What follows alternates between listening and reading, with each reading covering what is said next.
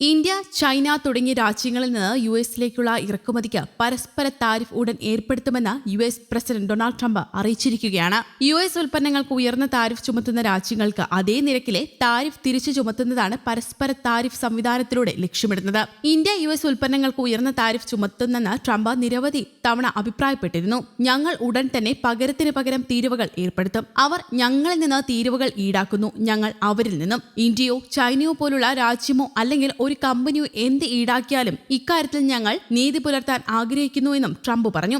കഴിഞ്ഞയാഴ്ച പ്രധാനമന്ത്രി നരേന്ദ്രമോദിയുമായുള്ള ഉഭയകക്ഷി കൂടിക്കാഴ്ചയ്ക്ക് മുൻപ് ഇന്ത്യയുടെ അമിത തീരുവകളെക്കുറിച്ചും ട്രംപ് അഭിപ്രായപ്പെട്ടിരുന്നു. ഇന്ത്യ ഈടാക്കുന്നത് ഉയർന്ന നിരക്കിലുള്ള തീരുവകളാണെന്നും അവിടെ വ്യാപാരം ചെയ്യാൻ ബുദ്ധിമുട്ടാണെന്നും ട്രംപ് ആരോപിച്ചിരുന്നു. വാർത്താ സമ്മേളനത്തിൽ ടെസ്ല സിഇഒ ഇലോൺ മസ്കും പ്രധാനമന്ത്രി നരേന്ദ്രമോദിയുമായുള്ള കൂടിക്കാഴ്ചയെക്കുറിച്ച് മാധ്യമപ്രവർത്തകർ ചോദിച്ചപ്പോഴായിരുന്നു ട്രംപ് ഇക്കാര്യം വ്യക്തമാക്കിയത്. അവർ ചർച്ച നടത്തി. ഇന്ത്യയിൽ ബിസിനസ് ചെയ്യാൻ അദ്ദേഹത്തിന് ആഗ്രഹമുണ്ടെന്ന് ഞാൻ കരുതുന്നു. എന്നാൽ അമിത തീരുവകൾ കാരണം ഇന്ത്യ ബിസിനസ് ചെയ്യാൻ വളരെ ബുദ്ധിമുട്ടുള്ള സ്ഥലമാണ്. അവർക്ക് ഏറ്റവും ഉയർന്ന തീരുവകളാണുള്ളത്.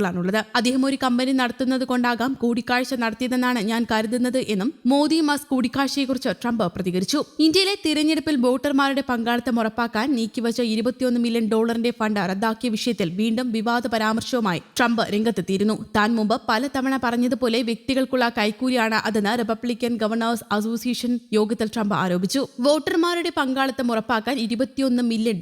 ഇന്ത്യയിലെ തിരഞ്ഞെടുപ്പിൽ വോട്ടർമാരുടെ പ്രാതിനിധ്യത്തെപ്പറ്റി നാം എന്തിന് ആശങ്കപ്പെടണം? നമുക്ക് ആവശ്യത്തിന് പ്രശ്നങ്ങളുണ്ട്. നമ്മുടെ തിരഞ്ഞെടുപ്പിൽ വോട്ടർമാരുടെ പങ്കാളിത്തം ഉറപ്പാക്കേണ്ടതുണ്ട്. ആ പണം മുഴുവൻ ഇന്ത്യയിലേക്ക് പോകുമെന്ന് കരുതുന്നുണ്ടോ? അത് എപ്പോൾ ലഭിക്കുമെന്നാകും അവർ കരുതുന്നത്. അതൊരു കൈക്കൂലിയാണ്. താൻ പലതവണ പറഞ്ഞതുപോലെ വ്യക്തികൾക്കുള്ളത് ആണ് എന്നും ട്രംപ് പറഞ്ഞു.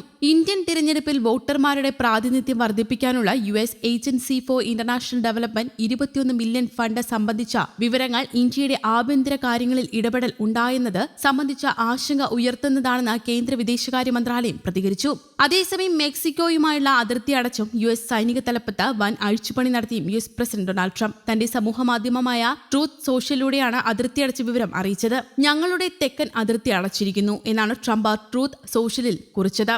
യുഎസ് പ്രസിഡന്റായി തിരഞ്ഞെടുക്കപ്പെട്ടാൽ മെക്സിക്കോ അതിർത്തി അടയ്ക്കുമെന്ന് ട്രംപ് നേരത്തെ പറഞ്ഞിരുന്നു. അതിർത്തി, സുരക്ഷ, വ്യാപാര വിഷയങ്ങളിൽ മെക്സിക്കൻ പ്രസിഡന്റ് ക്ലോഡിയ ഷെയ്ൻബോവുമായി യുഎസ് കരാർ ഒപ്പിട്ടതിന് ആഴ്ചകൾക്ക് അകമാണ് ട്രംപിന്റെ പ്രഖ്യാപനം. അതിർത്തിയിൽ 10,000 സൈനികരെ കൂടി മെക്സിക്കോ അധികമായി വിന്യസിക്കുമെന്നും വ്യാപാര വിഷയങ്ങളിൽ ചർച്ച നടത്തുമെന്നും ഫെബ്രുവരി ആദ്യം ഇരു രാജ്യങ്ങളും തമ്മിൽ ധാരണയിലെത്തിയിരുന്നു. തന്റെ ആദ്യ ഭരണകാലത്ത് മെക്സിക്കോ അതിർത്തി സുരക്ഷിതമാക്കാൻ 5200 സൈനികരെയാണ് ട്രംപ് വിന്യസിച്ചത്. മുൻ പ്രസിഡന്റ് ജോ ബൈഡനും സൈനികരെ അതിർത്തിയിൽ വിന്യസിച്ചിരുന്നു. അതിനിടെ യുഎസ് സംയുക്ത സൈനിക മേധാവി ജനറൽ CQ ബ്രൌണിനെ ട്രംപ് പുറത്താക്കി. ബ്രൌണിനൊപ്പം നാവികസേനയിലെയും വ്യോമസേനയിലെയും 5 മുതിർന്ന ജനറൽമാരെയും പുറത്താക്കിയിട്ടുണ്ട്. ബ്രൌണിന്റെ 4 വർഷത്തെ കാലാവധിയിൽ 2 വർഷം ബാക്കി നിൽക്കെയാണ് ട്രംപിന്റെ ഈ നടപടി. മുൻ ലഫ്റ്റനന്റ് ജനറൽ ഡാൻ റാസിൻ കെയ്നിനെ പുതിയ സംയുക്ത സൈനിക മേധാവിയായി നാമനിർദ്ദേശം ചെയ്യുമെന്നും ട്രംപ് വ്യക്തമാക്കി. News desk, Kerala Kaumudi.